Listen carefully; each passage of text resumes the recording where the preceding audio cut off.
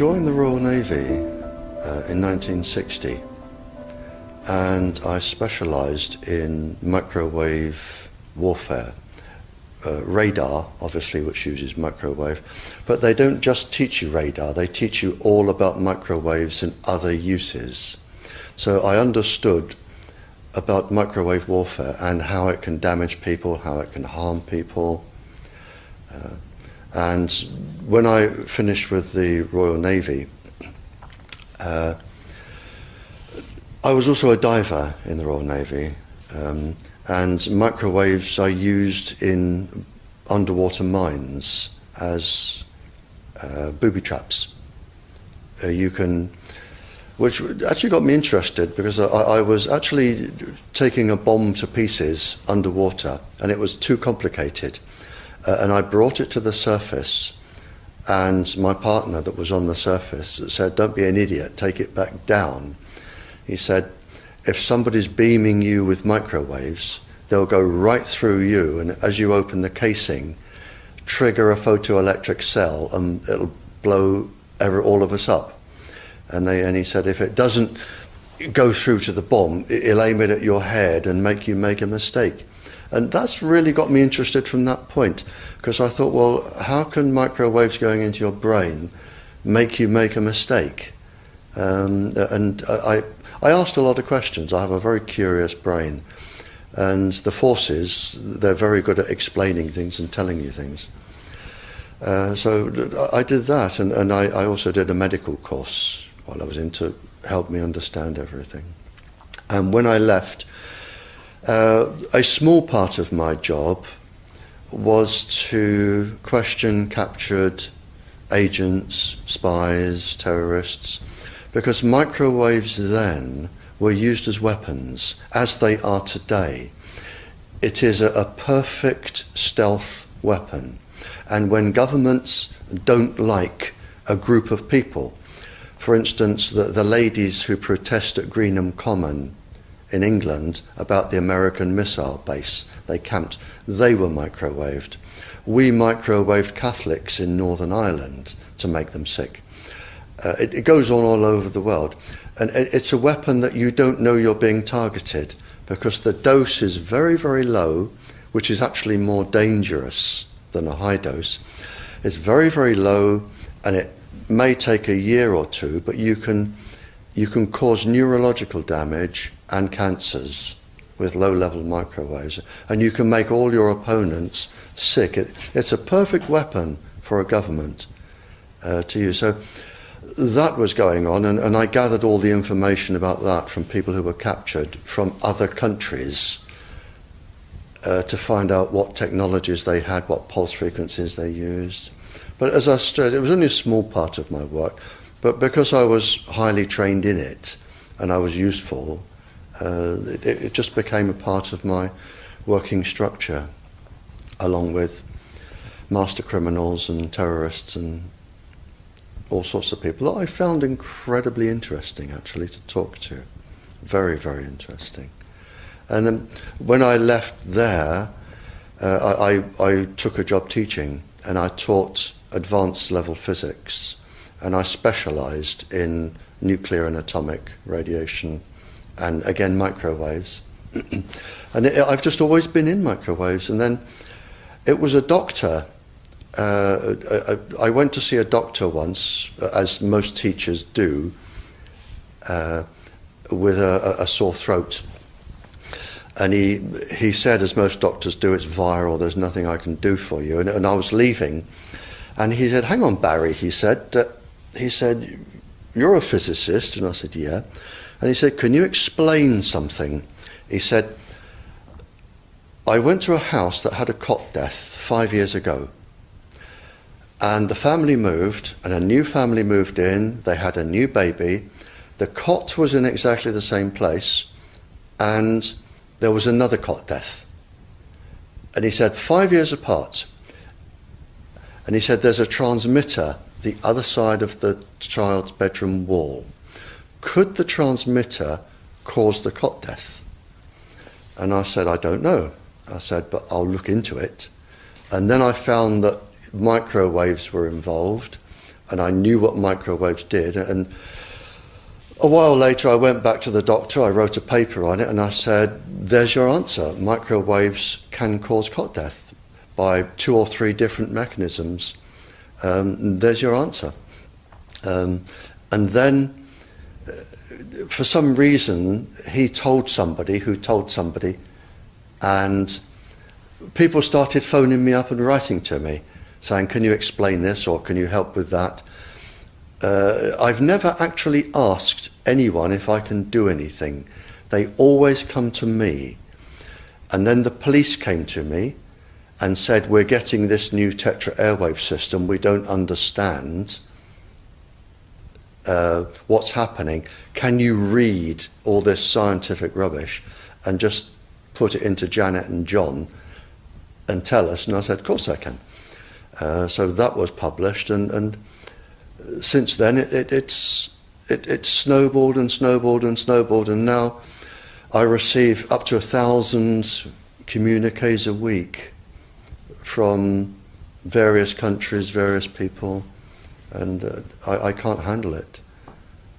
So, and I'm here now because somebody asked me to come here. Wi-Fi, I think anyone who puts Wi-Fi into a school should be locked up for the rest of their life.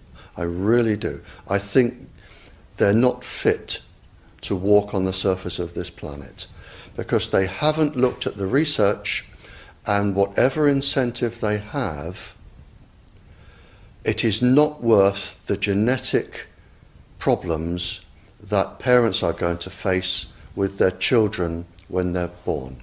And if you think of a single parent, a mother, who has a genetically deformed child, that particular mother will feel guilty because she gave birth. She will feel guilty, and she will be worried every single second of every single day for her life. She will worry that the child won't marry. If the child can marry, she'll worry that the children will carry the disease, which they will. She will worry when she dies who will take care of them. So you are condemning both the family and the children to a lifetime of absolute hell. And this is already published. It is available to look up. It's what I call intentional ignorance. They are offered some sort of incentive, and they think, oh, this is going to be good, we'll have it. Now, the problem is, imagine you are a 15-year-old schoolgirl. All of the 400,000 eggs in your ovaries were with you at birth. They're not fully developed, but they're with you. They are 10 times more susceptible to radiation than all of the other DNA in the body. And scientists don't realize that. They don't read all of the papers as I do. So you have this highly susceptible genetic material which is going to make your children. And you are irradiating it because Wi-Fi's, they are transmitters as well as the routers, as well as the ones either side of you. They are all transmitting at this height through your ovaries. So you are risking the damage, the DNA damage of your child every time you sit down and you use Wi-Fi. And it's like saying, if I smoke a cigarette, which one will cause the damage? The answer is I don't know. It could be the one today. So you now have a child that has a probability of being genetically damaged. But the real damage is when that child grows up. You have genetic material in your ovaries which could be damaged. Now, the real problem comes, so you have a child that could be born genetically damaged, but the real problem comes when you become pregnant. If you are a teacher or a mature student and you become pregnant. because the embryo inside your womb, in the first 100 days, all of those 400,000 eggs are forming in your embryo, your child's ovaries. So your child could be born with genetically damaged eggs. And the main thing about the eggs in the ovaries of your child is that they have absolutely no protection. It hasn't been developed yet.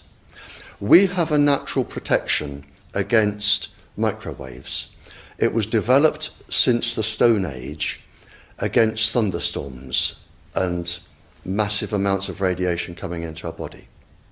But in your embryo, your uterus, in the fetus, where your child is developing for the first 100 days, in the ovaries, the eggs do not have that protection.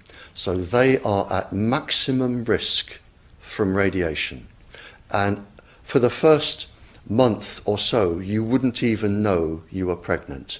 You wouldn't even be taking precautions. That is the main danger area. So you give birth to a daughter,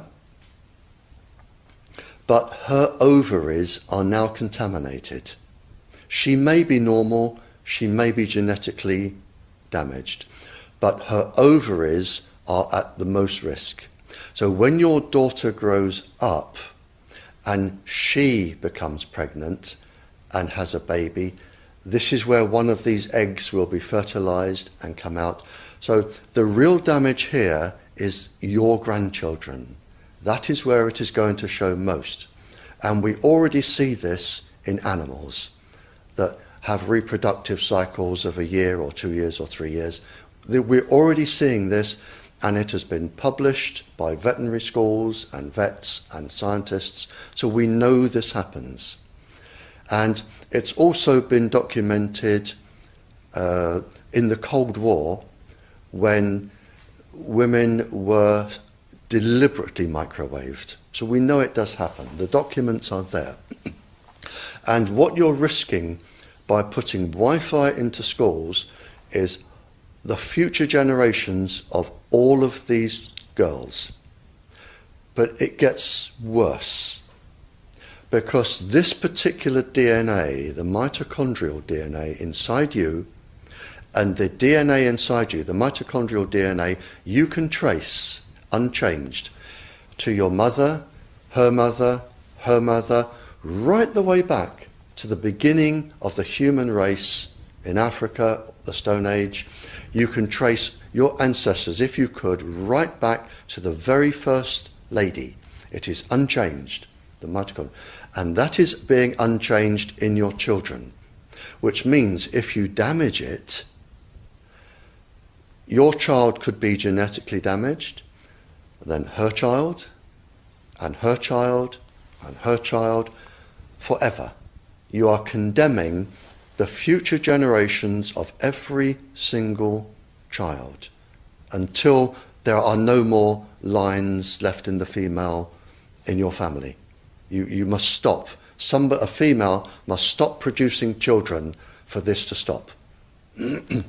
So when you put Wi-Fi in schools, what you're saying is, for the sake of a little bit of money that saves getting a workman in to drill holes through the walls to feed cable, because it's cheaper, we're just going to put Wi-Fi in, but you can have genetically damaged children for the rest of your family's career. That's what we're saying.